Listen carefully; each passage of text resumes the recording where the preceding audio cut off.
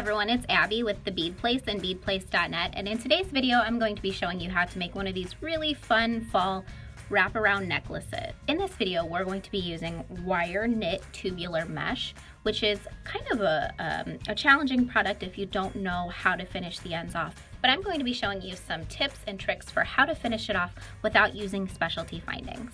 Before we get started, I'd just like to remind you to like this video, leave a comment down below, subscribe to our channel if you haven't already, and we started a new thing. We have a Patreon, so that is just a way to support the channel.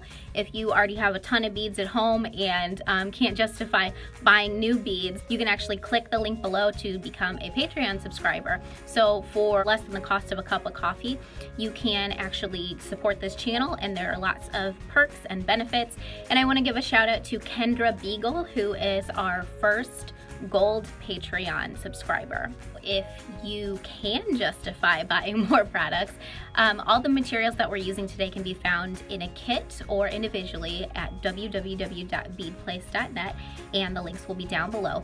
The wire tubular mesh that we're using is actually made by a really cool company called Silver Silk, so I will have their store linked below. They've got a lot of really neat products, and you'll see some more tutorials using Silver Silk products from us in the future.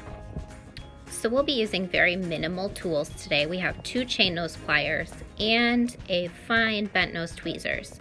The materials we'll be using are a foot of open length pattern chain. We also have 4 10mm Swarovski pearls.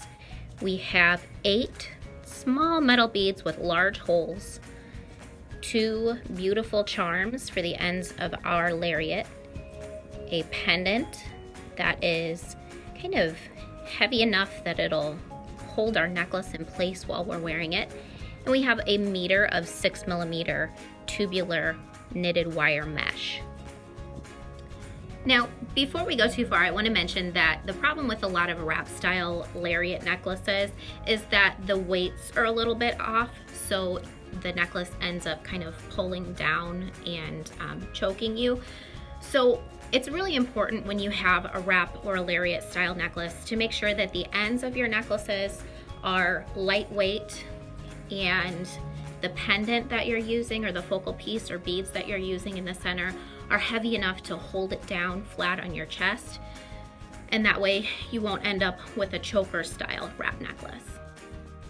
So the first thing we're going to do is thread our pendant to the center of our tubular mesh. Now, if your pendant doesn't have a bail on it like mine does, you can just use a jump ring to attach it to the tubular mesh. So I like to kind of twist the end of my mesh in order to kind of make a needle point so that I can easily thread it through. Instead of placing my pendant right in the very center of my mesh, I'm actually going to kind of have it off center a little bit so that my ends are different in length. If you want yours centered, more power to you, but I like mine a little off. Next, I'll be taking the other side of the tubular mesh and I'm going to twist it in my fingers just like I did before to make another point on this side. That way it'll be very easy for me to string my metal bead string my metal bead onto the mesh. So string one of the large hole metal beads on each side of the mesh, and then you'll want to take them all the way down to the middle of your work.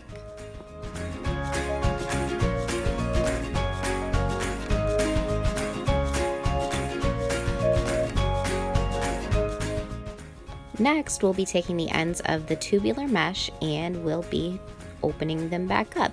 So very carefully use your fingertips and just very gently spread the mesh back out, and then we'll actually be using our fingertips or fingernails if you have them to kind of spread it open it like you would like a paper bag. That's the best analogy I have for that. But kind of spread it open, flare it out, and we'll be using the 10mm Swarovski pearls to kind of push down into the mesh to spread it open wide enough so that we can actually push that bead all the way down to the center of your work. Push it slowly and carefully, because if you don't, you could actually end up breaking that fine gauge wire. So push it all the way down and repeat it on the other side so that we have 1 pearl on each side.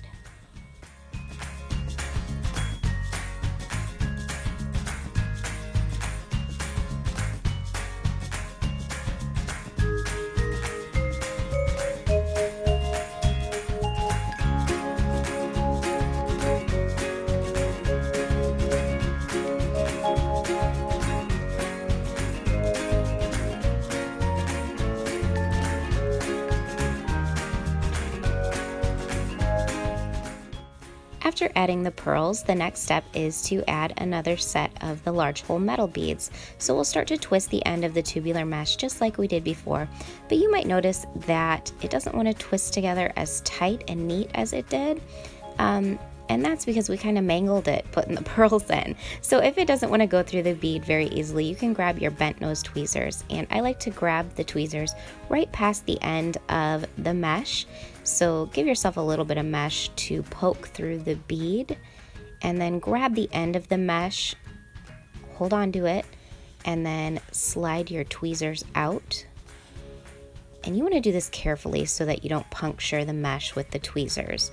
So after you have your tweezers out, you can start to slide the bead down and do the same thing to the other side so that you have both beads strung on, and string them all the way down to meet the pearls.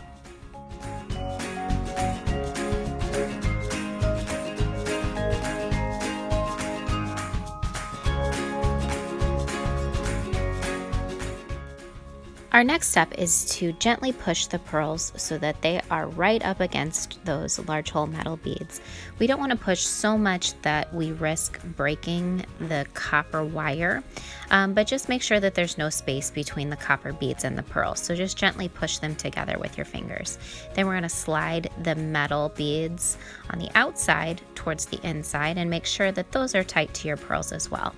So we're going to be tying knots on either side of these beads, but before we do that, we want to make sure that we are happy with the placement of our focal centerpiece.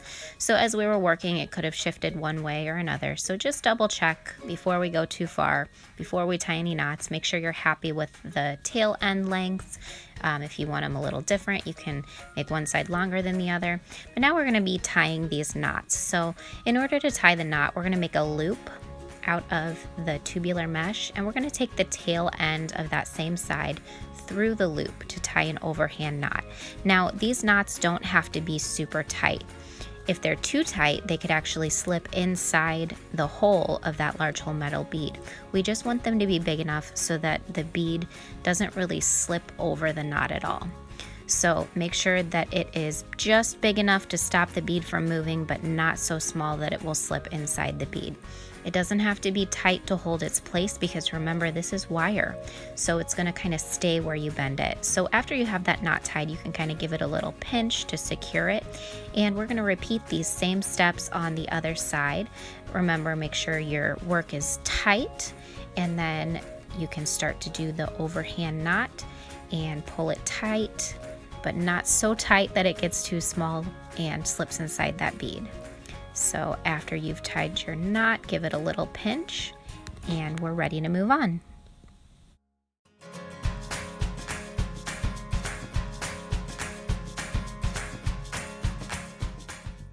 Now we're going to be adding a beaded section to each tail end of the necklace. So it's the same beaded sections that we did on either side of the pendant. It's a large hole metal bead, one pearl, and then another large hole metal bead.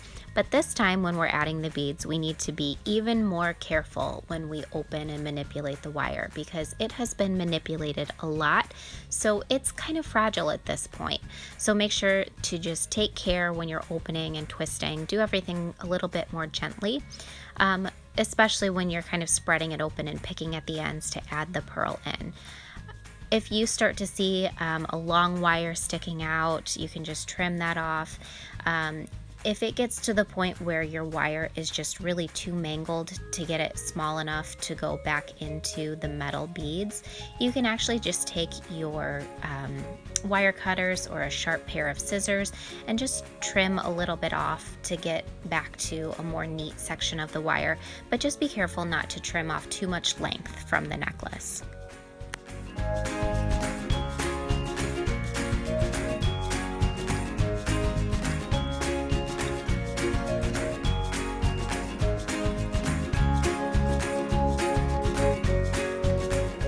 So with our 1 foot of chain, what we're going to do is split it in half. Now this is open link chain, so we can actually just open this chain like it's a jump ring. Now anytime you open a jump ring, you want to make sure you're opening it like this and never like this. So we're going to treat the chain the same way. We'll look for the break in the chain, hold one side upright and hold one side sideways like this with our chain nose pliers. And we're going to just rotate our pliers to open the chain link. Now take one side of the chain out, and while we have this link open, what we're going to do is actually string one of our charms directly into the chain link. Go ahead and close it, and now we'll open one of the links on the other side. We'll open the last link on the other side and string our other charm into that as well, and then close it in the same way. Always make sure to check from the top of your link to make sure it's a perfectly flush join. And now we have two pieces of chain that are the same length that have charms on the bottom. Now we'll be tying a knot at the very end of our tubular mesh. So make sure that your beads are a couple of inches past the end of the wire, just so that they're out of the way so that you can tie a knot. And we're going to tie a really teeny tiny knot at the very tail end of our wire. This knot is actually going to kind of be hidden. This is a functional knot, but it's going to be hidden inside of our metal bead. So make sure that it's small enough, pulled tight enough that it can fit inside that metal bead. So pull it extra tight and kind of adjust it with your fingers if need be to get the shape right so that it can fit inside the metal bead. So you're going to repeat this on the other side.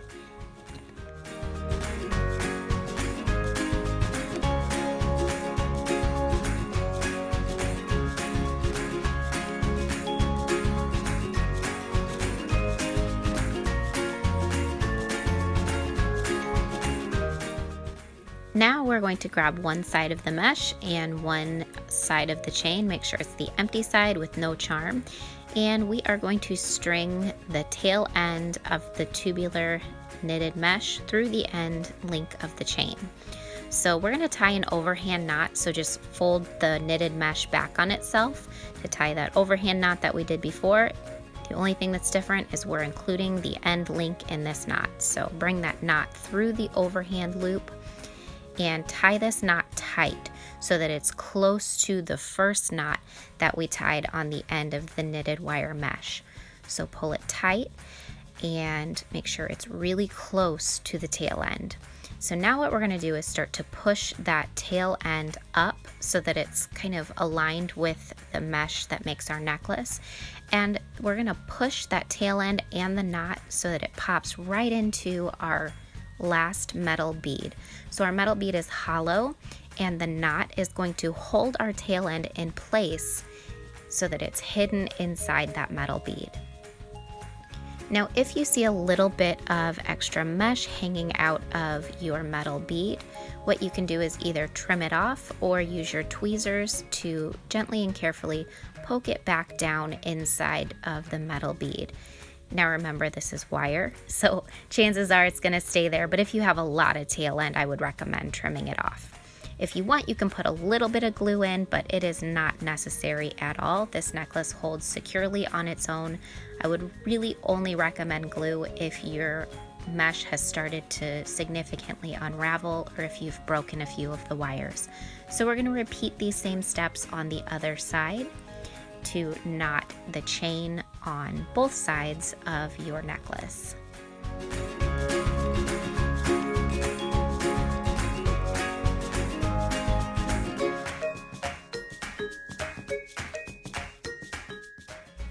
And all that's left to do now is just to slide those last couple of beads down on each side, and we have a beautiful wraparound necklace. Thank you so much everyone for watching. If you enjoyed this video, please give it a big thumbs up. It really helps our channel out. If you have any questions or just want to say hey, drop a comment below. Remember to subscribe if you haven't already, and let me know in the comments down below if you've ever worked with this knitted tubular wire mesh before. It's a lot of fun to work with. Thanks so much for watching, and have a great day.